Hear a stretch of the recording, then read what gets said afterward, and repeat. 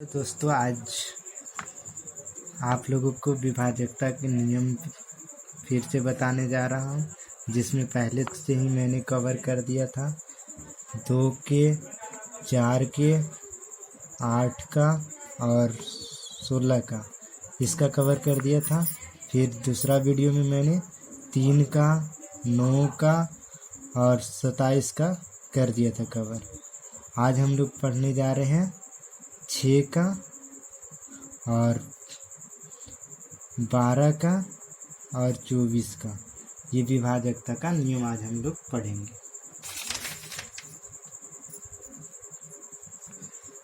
उसमें से पहला नंबर 6 का विभाजकता का नियम पढ़ते हैं। 6 की विभाजकता का नियम। 6 का विभाजकता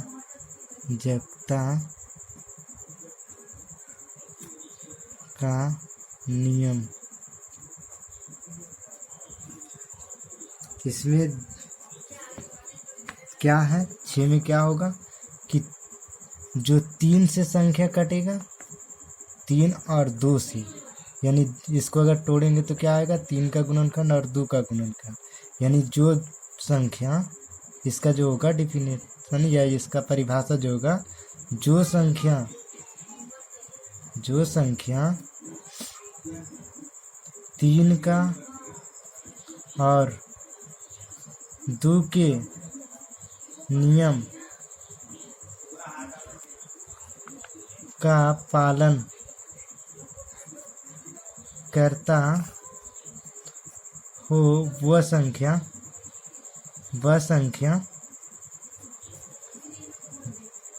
6 से अवश्य कटेगा।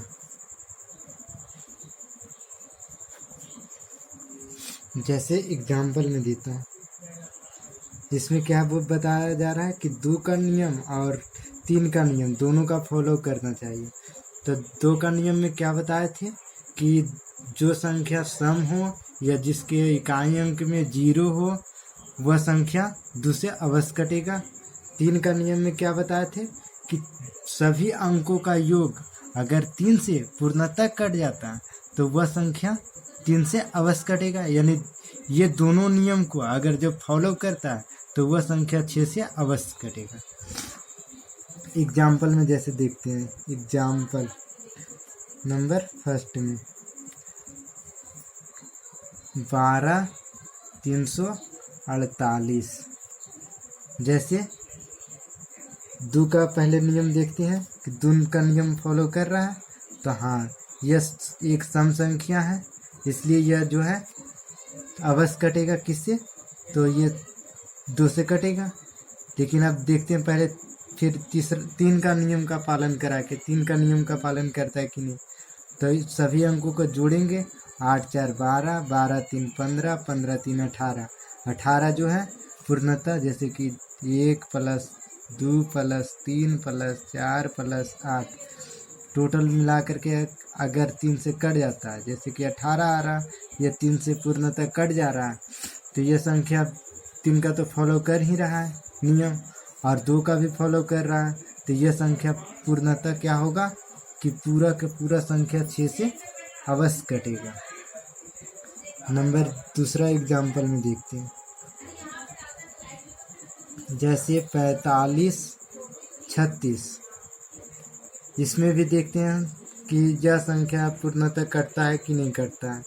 तो पहले 2 का नियम का फॉलो कराएंगे। 2 का नियम वही जो लास्ट में 0 हो या फिर सम संख्या हो। तो अगर ये सम संख्या है तो यह संख्या जो है अवश्य कटेगा, क्योंकि ये 2 का नियम तो फॉलो कर रहा है। लेकिन अब इसको देखते हैं 3 का नियम का फॉलो करता है कि नहीं। 3 का नियम क्या कहता है कि सभी का अंकों का योग 4 + 5 + 3 + 6, सभी का योग जो हो जाएगा 5 4 9 और 9 3 12, 12 6 18। ये जो है 3 से अगर कट जाता है 18, तो यह संख्या अवश्य कटेगा। जैसे कि 18 तो 3 से कट ही रहा है, तो ये वाली पूरी की पूरी संख्या क्या होगी कि 6 से अवश्य कटेगा। अब चलो देखते हैं 12 का कटने का नियम दूसरा में। दूसरा 12 से कटने का नियम। 12 से कटने का नियम, इसमें क्या होगा कि 3 का और 4 का जो संख्या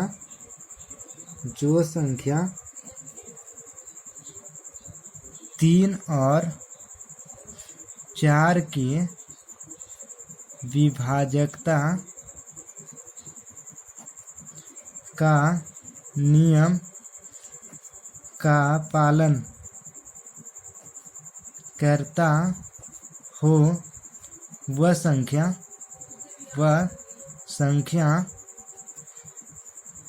12 से अवश्य कटेगा। एग्जाम्पल अब देखते हैं इसका कैसे है। जो संख्या 3 और 4 के नियम का पालन करता है, जो 3 का कटने का नियम है उसका फॉलो करना चाहिए और 4 का जो कटने का नियम है उसको फॉलो करना चाहिए। जो संख्या फॉलो कर लेगा ये दोनों का नियम को, वो संख्या 12 से अवश्य कटेगा। जैसे एग्जाम्पल में देखते हैं। एग्जाम्पल 1 में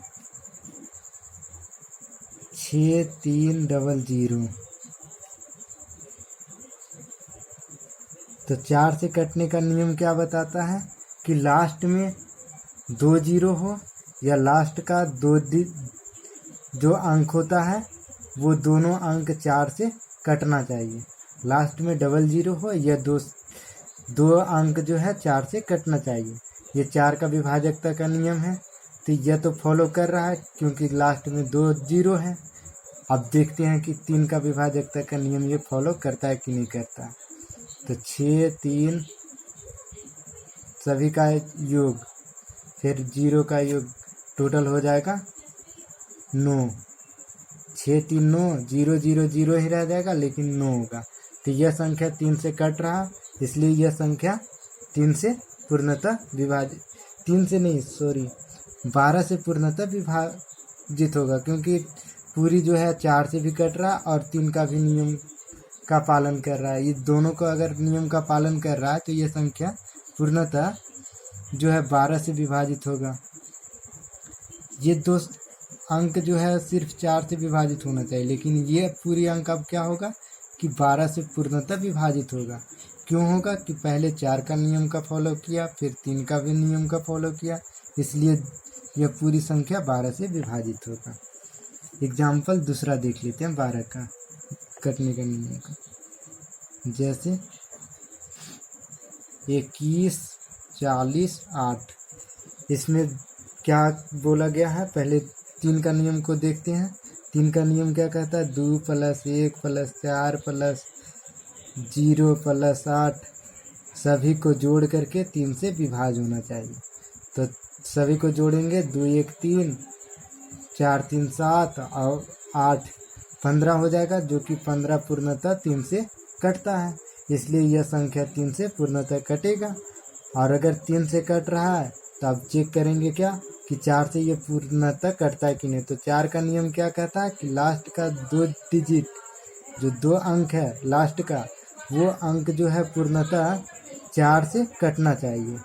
तो यह संख्या अगर 0 8 को अगर 4 से डिवाइड करते हैं तो यह संख्या पूर्णतः 4 से कट जाती है, इसलिए यह संख्या पूर्णतः क्या होगा, 12 से डिवाइड होगा।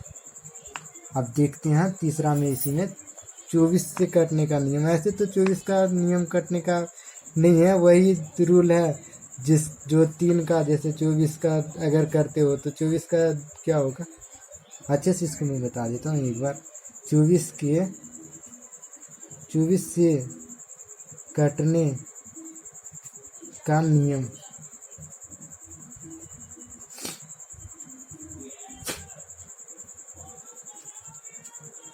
चौबीस से कटने का नियम क्या हो जाएगा, 3 तो का गुणनखंड है ही और एक 8 का गुणनखंड है। इसमें कौन कौन सा गुणनखंड आएगा, 3 और 8 आएगा।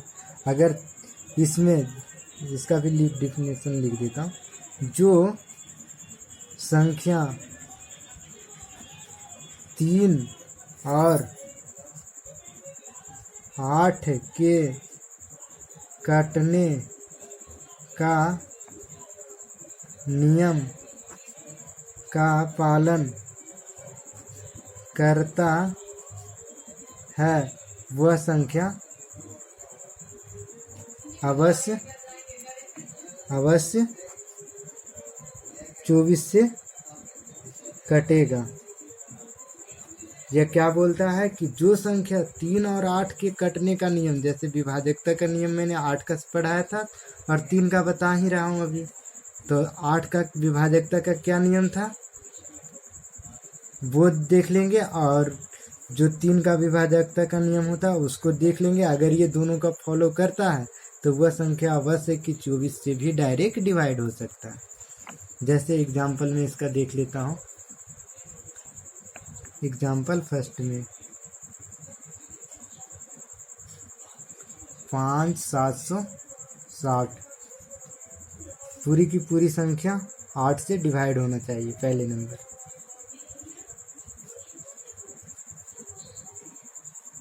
ये पूरी संख्या 8 से डिवाइड होना चाहिए। पहले देखते हैं 3 की विभाजकता का नियम। 3 का विभाजकता का नियम क्या कहता है? 5 + 7 + 6 + 0 बटा 3, यानी 7 × 5 = 12, 6 = 18 और 18 बटा के 3 बराबर, ये तो कट जा रहा है पूर्णतः, तो ये 3 का विभाजकता का नियम तो फॉलो कर ही रहा है। अब देखते हैं 8 का विभाजकता का नियम। 8 का विभाजकता का नियम क्या बोलता है कि जिसके लास्ट में 3 0 हो, या फिर क्या बोलता है 8 का विभाजकता का नियम कि इकाई का जो लास्ट का है वो 3 डिजिट अगर 8 से पूर्णतः विभक्त होता है, जो लास्ट का 3 डिजिट होगा यानी 3 अंक होगा, वो 8 से अगर पूर्णतः विभाजित होगा तो वह संख्या पूर्णतः क्या है कि 8 से विभाजित होगी। जैसे कि इसको अगर विभाजित करेंगे तो 8 × 9 = 72, 8 × 25 = 40, ये पूर्णतः इतना विभक्त है 8 से, तो इसलिए ये कौन सा 3 से भी विभाजित है और 8 से भी विभाजित है, इसलिए यह पूरी की पूरी संख्या जो है ये 24 से कटेगी। थैंक यू दोस्तों।